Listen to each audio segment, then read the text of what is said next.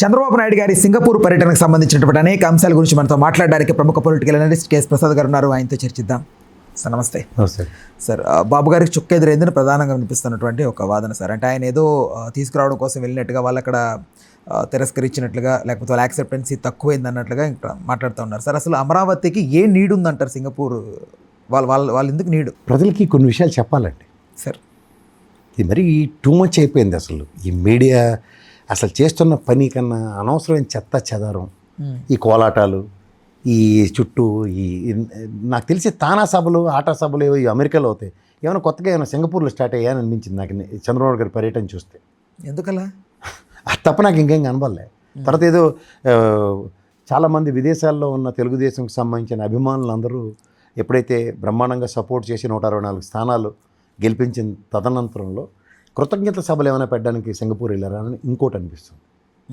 మూడోది ఏంటంటే, మీరు ఒకటి గమనిస్తే 1995లో చంద్రబాబు నాయుడు గారు ముఖ్యమంత్రి అయిన దగ్గర నుంచి ఈ రోజు దాకా సింగపూర్ నుంచి ఒక రూపాయి పెట్టుబడి మనకి ఎక్కడైనా ఆంధ్రప్రదేశ్కి వచ్చిందేమో. సమైక్య రాష్ట్రం, ఇప్పుడు విభజిత రాష్ట్రంలో. నేను ఓపెన్ ఛాలెంజ్ చేసి అడుగుతున్నా.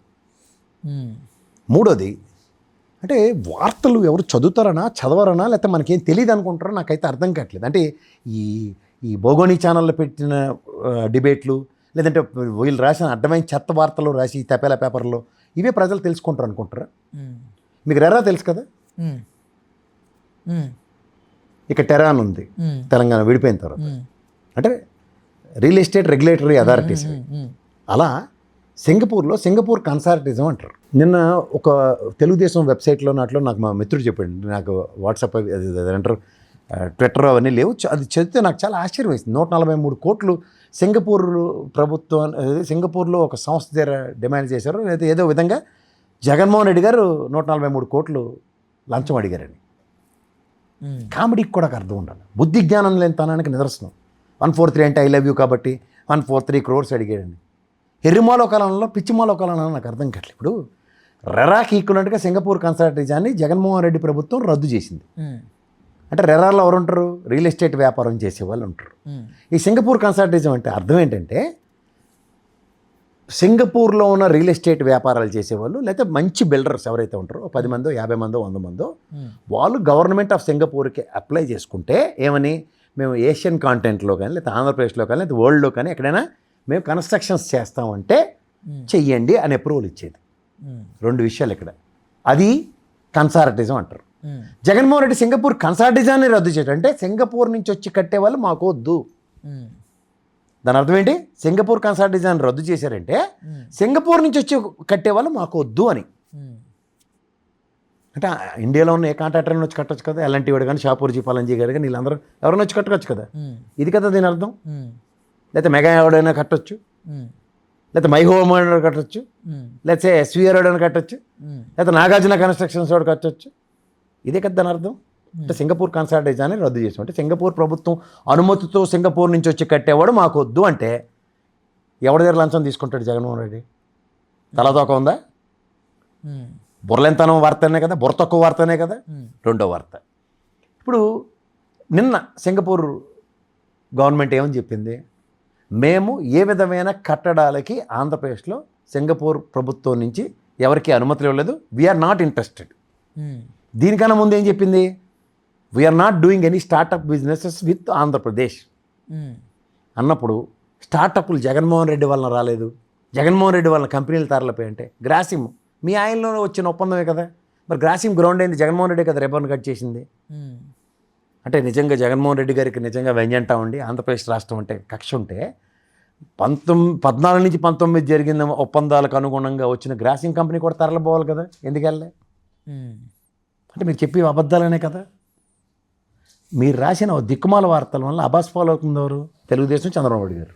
సార్, ఒక రాష్ట్రానికి, మన ఆంధ్ర రాష్ట్రానికి సింగపూర్ నుంచి వచ్చి చేయాలి, వాళ్ళే మనకు ఇదవుతుంది అనేది ఎందుకు సార్ అంత గట్టిగా పట్టుకున్నారు సింగపూర్ని బాబు గారు? 95 నుంచి చెప్తున్నాను కదా సార్, ఆయన ఎన్నో విదేశీ పర్యటనలు, సింగపూర్ పర్యటనలు చాలా ఎక్కువ ఉన్నాయి. 95 నుంచి 1995 నుంచి ఇవాళ 2025 అంటే 25 సంవత్సరాలు కదా. విజన్ 2020 అనుకుందాం. ఏది ఒక కంపెనీ చెప్పండి సింగపూర్ నుంచి ఇది వచ్చిందని.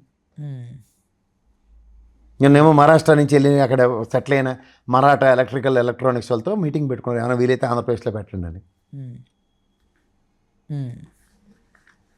సార్ ఒకటి, భారతదేశంలో ఒక ముఖ్యమంత్రికి ఫెడరల్ సిస్టంలో వేరే దేశంకి వెళ్ళి మా రాష్ట్రంలో ఉన్న వసతులు ఇవి, మా రాష్ట్రంలో ఉన్న వెసులుబాట్లు ఇవి, మీరు ఇక్కడ వచ్చి మా కంపెనీ పెట్టండి అని అడిగే హక్కు ఉంది. అలాగే చంద్రబాబు గారు వెళ్తున్నారు.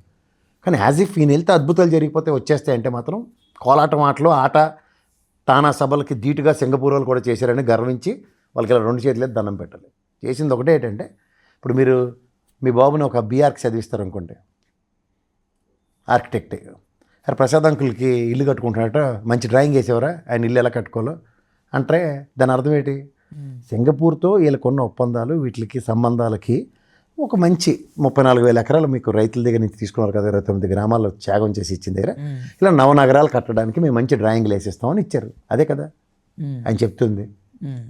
దానికి తప్పే ఉంది. నవనగరాలు జగన్మోహన్ రెడ్డి కట్టా అన్నాడు. ఇప్పుడు నవనగరాలు కట్టాలంటే సింగపూర్ వాళ్ళు ఇచ్చిన డ్రాయింగ్ ప్రకారం నవయోగాన్ని పిలుస్తారో, లేకపోతే నాగార్జున వాళ్ళని పిలుస్తారో, లేకపోతే ఎల్ఎన్టీ వాళ్ళని పిలుస్తారో, షాప్ ఒరిజిన్ పెట్టి కట్టండి. ఎవడు కాదన్నాడు? 2014-19 టెన్యూర్లో వీళ్ళు ఏం చేయలేకపోయారనే కదా సార్ వ్యతిరేకత ఏర్పడింది. బట్ సింగపూర్ వాళ్ళని మళ్ళీ ఆయన ఎందుకు వాళ్ళు ఏం చేస్తారండి? ఆయన అర్థం ఉందో, మాస్టర్ ప్లాన్ గీసి ఇచ్చారంటే నీ 34,000 ఎకరాల్లో ఏదేది ఎలా వస్తుంది నవనగరాల కాన్సెప్ట్ డ్రాయింగ్ వేసి ఇచ్చారు. అది ఇక్కడ హాస్పిటల్లో పెట్టండి, ఇక్కడ హోటల్లో పెట్టండి, ఇక్కడ పలానా చేయండి, ఇక్కడ పలానా చేయండి, మధ్యలో ఇలా వంతెనేసి. ఇప్పుడు వీళ్ళు నీకు బాగా డబ్బులు నేను టెర్రస్ మీద స్విమ్మింగ్ పూల్ కట్టుకోవు, కట్టుకోవా? ఊయేటి కట్టుకో చెప్పు. పెట్టుకుంటాను సార్. అలా సింగపూర్ కూడా బొమ్మ గీసి ఇచ్చాడు. బాబు మంచి స్విమ్మింగ్ పూల్, ఇక్కడ బోట్లో రండి, ఆ ఆఫీస్కి చాలా బాగుంటుంది, పర్యావరణం బాగుంటుంది, కాలువలు తవ్వినట్టు తవ్వుతాం, అక్కడి నుంచి కరకట్ట మంచి బోట్ వేసుకుని వస్తే ఆఫీస్కి వెళ్ళిపోతారు, బాగుంటుంది ఇలాగా అని ఒక ప్లాన్ ఇచ్చారు. నచ్చితే చేస్తాడు. ది హెల్ప్ ఆఫ్ రాజమౌళి గారు ఆ టైంలో ఆయన కూడా ఇన్వాల్వ్ చేశారని ఒకటి ఉంది. విజువలైజేషన్. బిల్డింగ్ ఇక్కడ మనం సెక్రటరియట్ ఇలా కట్టాలంటే ఆయనకు వచ్చిన బొమ్మలనే ఆయన గీసి ఆయన ఇచ్చాడు వీళ్ళిద్దరితో పాటు. సెక్రటరియట్ ఇక్కడ వస్తుందని చెప్పినప్పుడు సెక్రటరియట్కి 10 బొమ్మలు 10 మంది రాసి ఇచ్చారు. ఏముంది అందులో? రాజమౌళి ఒకడు. ఏముంది? తప్పేముంది? అదైతే కదా. ఇప్పుడు మీ ఇల్లు ఎవరితోన్నారు? ఆర్కిటెక్ట్, మన ఆర్కిటెక్ట్ ఢిల్లీ నుంచి తీసుకొచ్చిన వాడితో తీస్తారు, ముంబై నుంచి ఒకటి తెస్తారు, లేకపోతే ఇక్కడ ఇంకో ఆయన తీసుకొచ్చి కడతారు. ఎవరు నచ్చిన డ్రాయింగ్ అది వస్తాడు. అందులో మీరు ఒకరిని చూస్ చేసుకుంటారు, కానీ ముగ్గురితో 3 డ్రాయింగ్లు కలిపి ఒకే ఇల్లు కట్టండి అని ఒకరికి చెప్పగలరా? అదే లెక్క.